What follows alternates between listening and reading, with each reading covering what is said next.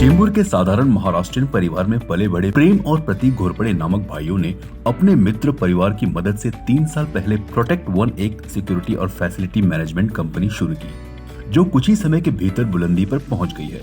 Mumbai police के एक चर्चित जवान राजेंद्र घोरपड़े के मार्गदर्शन में उनके बेटों ने कोरोना काल में विषम परिस्थितियों में ये व्यवसाय शुरू किया था, जो आज फल फूल रहा है और लोगों की पहली पसंद बनता जा रहा है। इसका कारण यह है कि वर्तमान इंफ्रास्ट्रक्चर के बीच लोगों की सुरक्षा को बेहतर से बेहतरीन सिक्योरिटी और फैसिलिटी देने के लिए मॉडर्न इक्विपमेंट और टेक्नोलॉजी का पूरा इस्तेमाल प्रोटेक्ट वन की ओर से किया जाता है।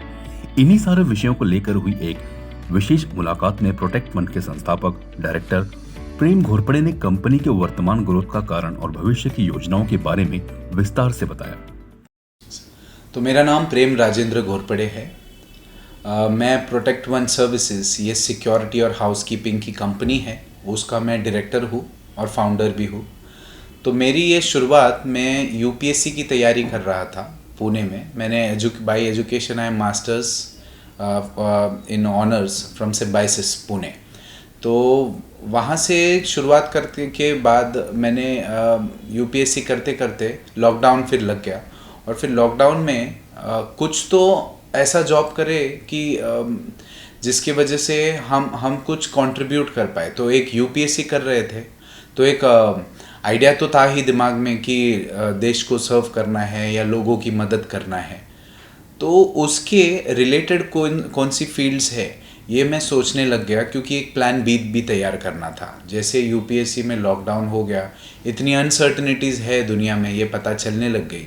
तो सिर्फ पढ़ाई से अगर हम यूपीएससी क्लियर नहीं करते हैं तो मेरे पास कोई प्लान बी है क्या?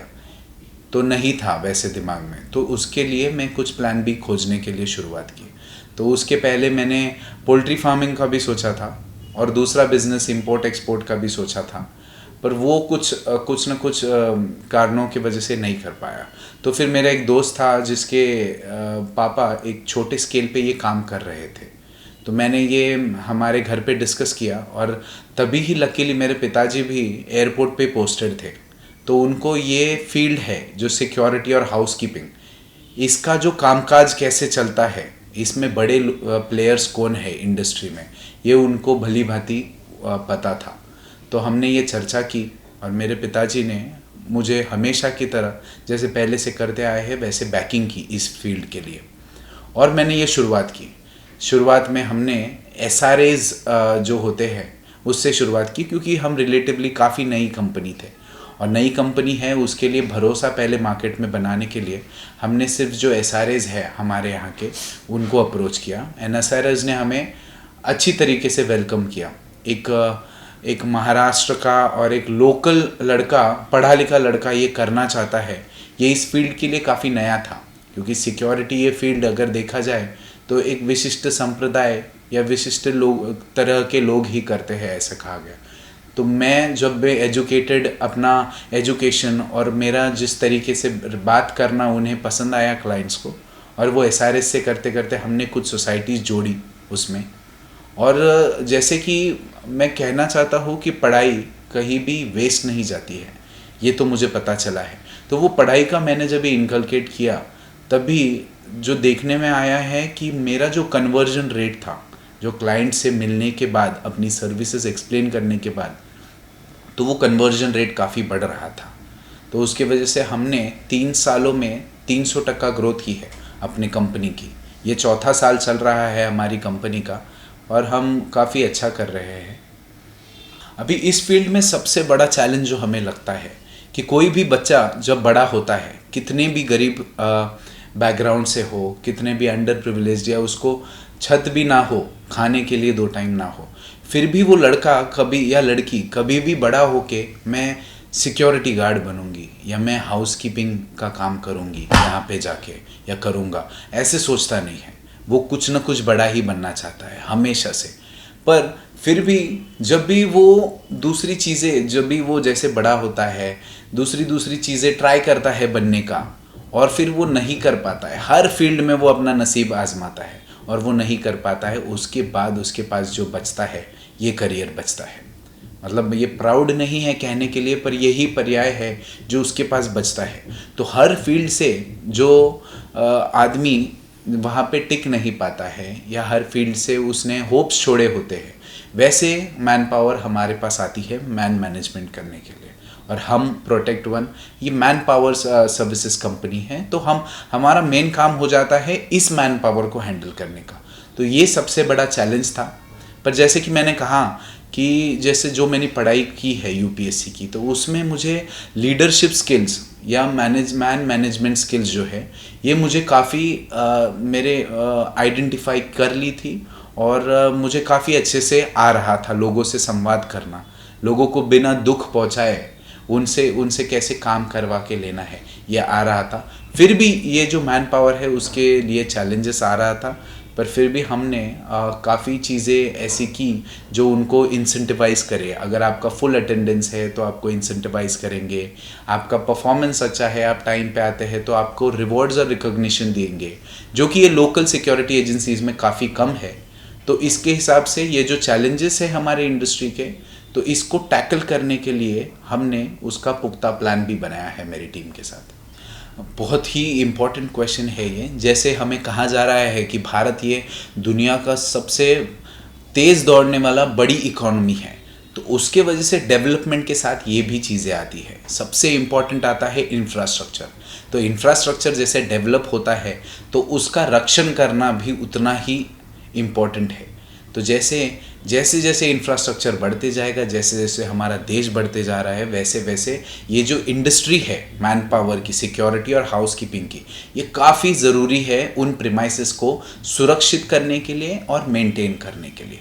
तो उसके लिए हमने क्या किया है, तो इंडस्ट्री स्टैंडर्ड के हिसाब से हमने हर 40 लोगों के पीछे एक फील्ड ऑफिसर का हमने नियुक्त किया है, जो उनके सारे रिक्वायरमेंट्स, उनकी छुट्टियाँ, उनके जो प्रॉब्लम्स होते हैं, अटेंडेंस और उनका मैन पावर मैनेजमेंट जो होता है वो करते हैं।